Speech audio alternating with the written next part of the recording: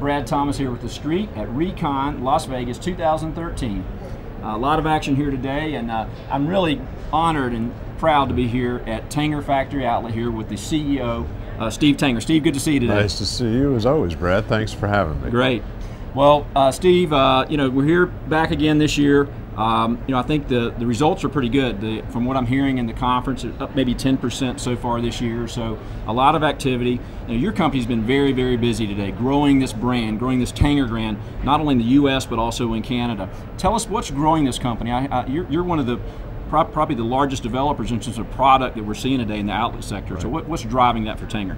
Well, we've been very fortunate since we visited last year. We've produced for our shareholders about a 19% return, total return in a year, which is pretty good in a flat economy and a flat yield curve. The growth is coming based on demand. We don't build on speculation, we never have. The outlet center portfolio that we put together over 32 years is now 98 to 99% occupied. For the 32 years, we've never ended the year less than 95% occupied. So it's based on tenant demand. We're building all over the country and in Canada. We have new sites under construction in National Harbor, which is a development right outside Washington, D.C., about 8 miles from Georgetown. We're about to break ground in Charlotte, North Carolina. We expect to break ground before the end of the year in Columbus, Ohio. We just announced a site in Grand Rapids, Michigan. We have a development site in Scottsdale, Arizona.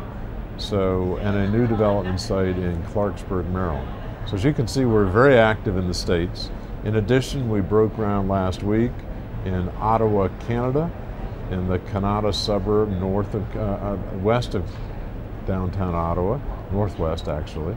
And we doubled the size of our new center, breaking ground on a big expansion in Cookstown, which is north of Toronto. So it's an exciting time for Tanger.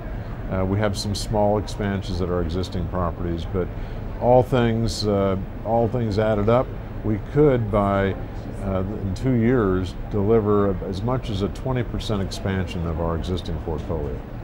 That's amazing, and what I really think is incredible about Tanger is the track record of dividend performance. And obviously what's driving that is this occupancy. I mean, you're up, I believe, first quarter 2013, it was around 99% again. That's right. So very strong occupancy. What's driving this the dividend fundamentals? I believe you're getting ready to celebrate is it the 20th year now of dividends? That's correct. That's paid and increased, right? That's right. So what's driving that? We're one of the few companies on the New York Stock Exchange that's raised their dividend each year since being public for at least 20 years.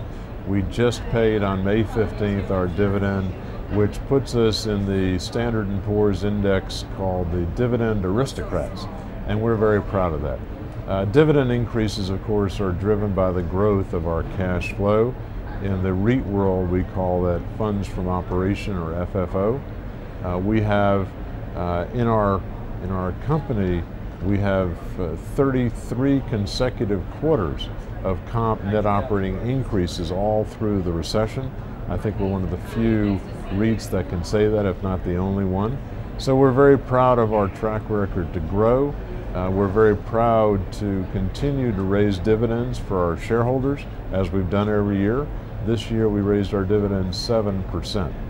So it's been great cash flow for our shareholders and for our company. We keep our balance sheet as a fortress.